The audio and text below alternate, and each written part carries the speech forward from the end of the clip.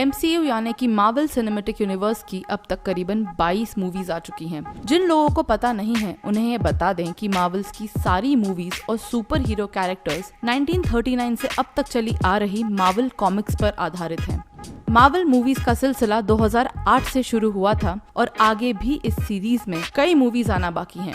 Marvels के die hard fans ने अब तक इन सभी मूवीज को फॉलो जरूर करा होगा, लेकिन ऐसे कई लोग होंगे जिन्होंने पिछले 10 साल में आई इन 22 मूवी में से कई मूवीज या तो मिस कर दी या देखने के बाद भी आज कुछ मूवीज की स्टोरी उन्हें याद नहीं होगी। आज के इस वीडियो में हम अब तक आई मार्वल्स की सभी मूवीज को सीक्वेंस वाइज समराइज करेंगे ताकि आगे आने वाली मार्वल्स मूवी देखते समय आपको इनकी बैकग्राउंड स्टोरी पता हो। मार्वल्स की कहानी के अनुसार जब हमारा यूनिवर्स बना तब 6 शक्तिशाली स्टोन्स ब्रह्मांड में आ गए जिन्हें इन्फिनिटी स्टोन्स कहा जाता है। मार्वल्स की सभी फिल्मों का आधार यही इन्फिनिटी स्टोन्स है जो कि पूरी सीरीज के दौरान कहीं ना कहीं आपको नजर आते रहते हैं। आइए जानते हैं मार्वल्स की अब तक आई सभी मूवीज की सीक्वेंस वाइज एक समरी।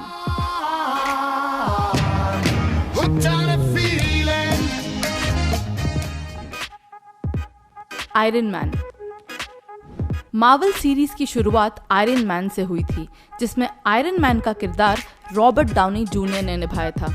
ये कहानी हथियार बनाने वाली कंपनी स्टार्क इंडस्ट्रीज के मालिक टोनी स्टार्क के बारे में है, जो कि एक बेहद सक्सेसफुल बिजनेसमैन होने के साथ साथ एक जीनियस साइंटिस्ट भी होते हैं। कहानी में टोनी स्टार्क से जानलेवा मिसाइल बनवाने के लिए एक टेररिस्ट ग्रुप उन्हें किडनैप कर लेता है, लेकिन टोनी इस दौरान एक सूट बनाते हैं और वहां से किसी तरह भाग निकलते हैं। बाद में उन्हें रियलाइज होता है कि जानलेवा हथियार बनाने की जगह उन्हें अपने इस सूट को और एडवांस बनाकर जुर्म के खिलाफ लड़ना चाहिए और इस तरह वो बनते हैं आयरन मैन।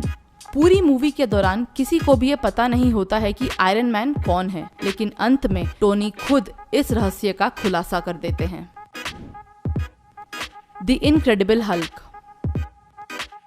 ये कहानी डॉक्टर ब्रूस बैनर नामक एक साइंटिस्ट की है। एक एक्सपेरिमेंट के फेल होने के कारण ब्रूस की बॉडी में काफी केमिकल चेंजेस हो जाते हैं, जिसकी वजह से जब भी वो बेहद गुस्से में होते हैं एक ग्रीन मॉन्स्टर का रूप ले लेते हैं और इस मॉन्स्टर को हम हल्क के नाम से जानते हैं। ये मूवी बेसिकली हल्क को इंट्रोड्यूस करने के लिए बनाई गई थी।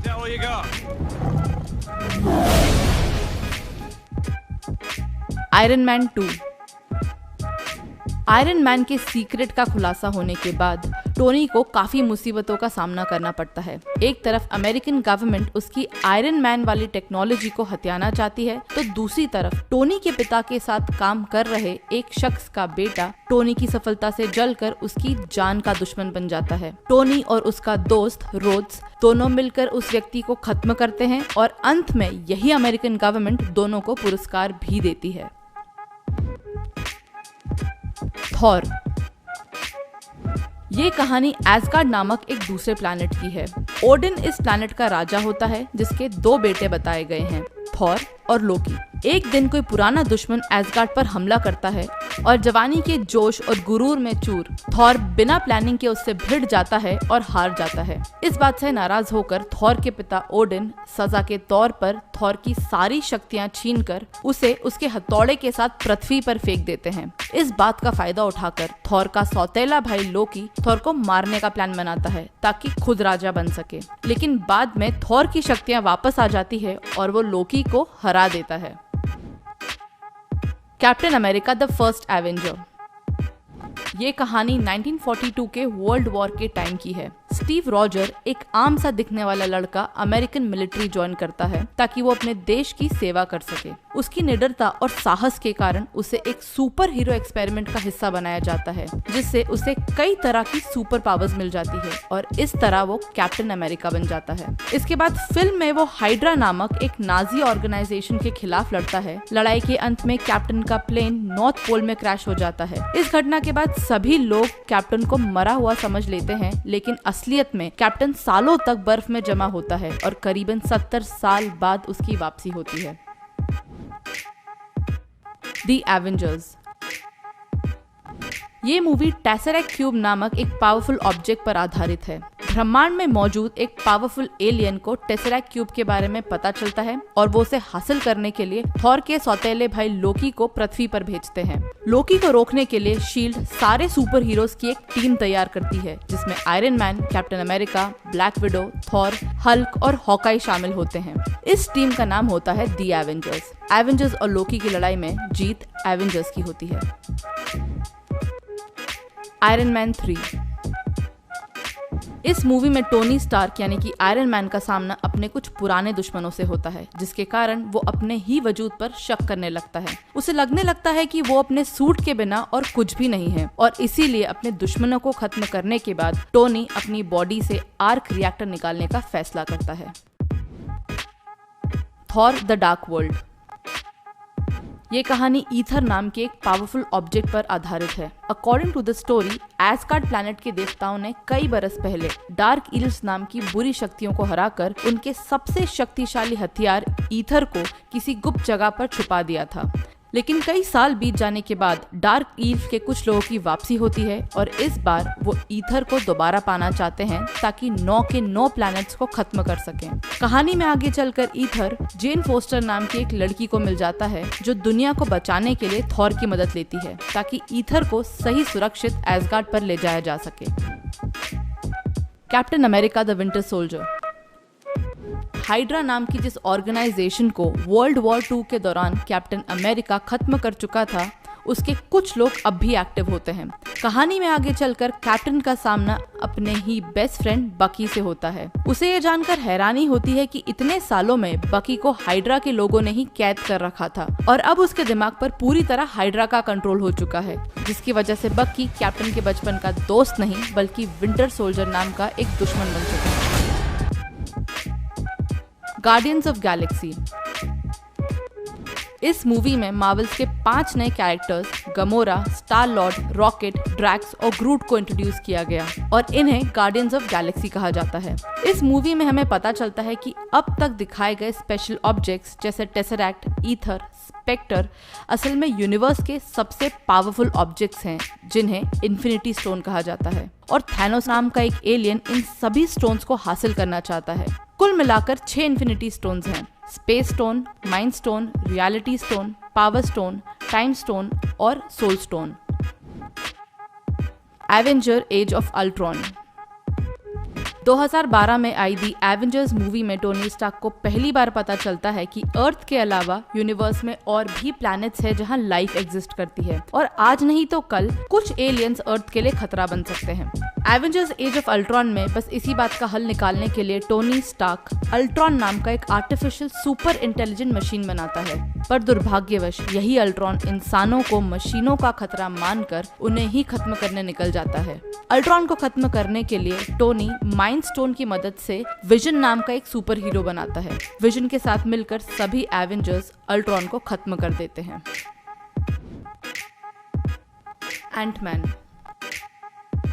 मार्वल सीरीज में एंटमैन मूवी के साथ एक नए सुपर हीरो का इंट्रोडक्शन होता है। कहानी में डॉक्टर हैंक पिम नाम के एक महान साइंटिस्ट को बताया गया है जो कि एक ऐसा सूट का निर्माण करते हैं जिसे पहनकर किसी भी इंसान का साइज एक चींटी के बराबर हो सकता है। फिल्म में आगे चलकर उनकी मुलाकात स्कॉट लैंग नाम के एक व्यक्ति से होती है जिसकी आर्थिक स्थिति बहुत खराब होती है, तो वो पैसों के लिए उनके सूट को पहनने के लिए तैयार हो जाता है और इस तरह वो एंटमैन नाम का एक सुपर हीरो बन जाता है।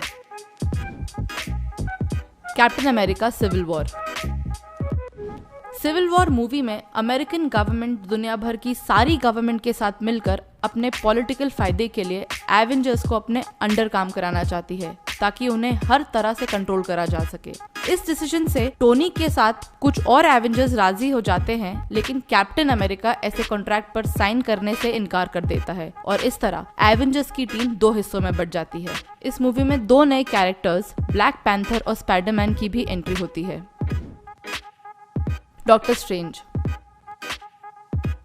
ये कहानी एक मशहूर न्यूरोसर्जन डॉक्टर स्टीफन स्ट्रेंज के बारे में है जिनके एक कार एक्सीडेंट में हाथ खराब हो जाते हैं और वो इसके इलाज के लिए नेपाल पहुंचते हैं। वहां उनकी मुलाकात एक महिला से होती है जो उनके हाथों को ठीक कर देती है और साथ ही उन्हें मायावी शक्तियों के बारे में भी बताती है। अंत में यही गुरु मरते समय उन्हें टाइम स्टोन नाम का सबसे पावरफुल इन्फिनिटी स्टोन देकर चली जाती है। Guardians of Galaxy volume 2।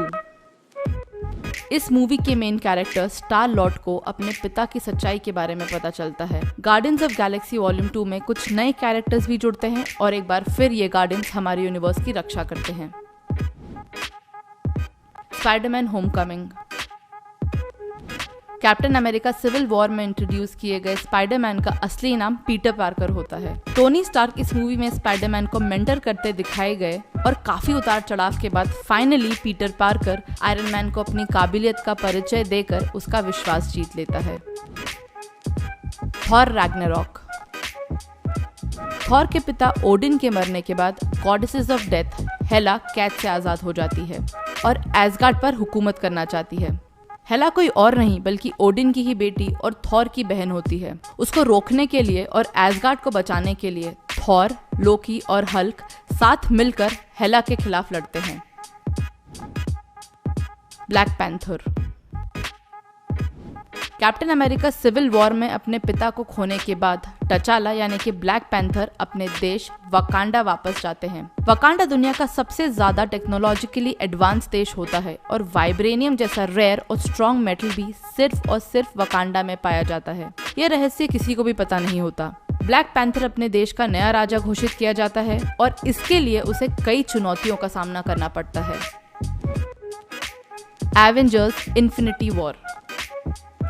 अगर किसी भी मूवी को हार्ट ऑफ द मार्वल कहा जाना चाहिए तो वो है एवेंजर्स इन्फिनिटी वॉर। इस मूवी में सभी सुपर हीरोज एक साथ आकर थैनोस के खिलाफ खड़े होते हैं। थैनोस का एक ही मकसद होता है, सभी इन्फिनिटी स्टोन्स को इकट्ठा करना और उसकी मदद से पूरे ब्रह्मांड में आधे लोगों को मार देना, जिससे कि ब्रह्मांड का संतुलन बरकरार रहे। Antman and the Wasp. Doctor Pym जिन्होंने एंटमैन सूट बनाया है, उन्हें ऐसा लगता है कि उनकी वाइफ जिंदा है और क्वांटम रील में कहीं खो गई है। इसलिए वो एंटमैन और उनकी बेटी होप के साथ मिलकर अपनी वाइफ को वापस लाने की कोशिश करते हैं और सक्सेसफुली बचा भी लेते हैं। मूवी के अंत में पिम पार्टिकल्स को लेने के लिए एक बार फिर स्कॉट यानी कि एंटमैन क्वांटम रील में प्रवेश करता है, पर इस बार वो वहीं पर फंस जाता है। Captain Marvel. ये कहानी 1990s की है। कैरल नाम की एक आम सी लड़की जो कि किसी जमाने में एक पायलट हुआ करती थी, आज एक सुपर हीरो बन चुकी है जिसे लोग कैप्टन मार्वल के नाम से जानते हैं। कैरल से लेकर कैप्टन मार्वल तक का सफर क्या था और कैसा था, इस मूवी में यही बताया गया है। Avengers Endgame. अगर एवेंजर्स इन्फिनिटी वॉर को हार्ट ऑफ द मार्वल कहा जाता है तो इस मूवी को soul of the Marvel cinematic universe कहा जाना चाहिए। ये मूवी अभी भी थिएटर्स में लगी हुई है और आप सबको इसे थिएटर में जाकर ही एक्सपीरियंस करना चाहिए। So this was a summary of 22 Marvel movies. I tried my best to keep it short and simple. Marvel's की ये सारी मूवीज 3 फेजेस में डिवाइडेड है, phase 1, phase 2 and phase 3। Phase 1 Marvel के कुछ कैरेक्टर्स के इंट्रोडक्शन की तरह थी, वहीं फेज 2 में कुछ और नए कैरेक्टर्स जुड़े और साथ ही में हमें इन्फिनिटी स्टोन्स के बारे में भी पता चला। और finally phase 3 was all about saving these infinity stones.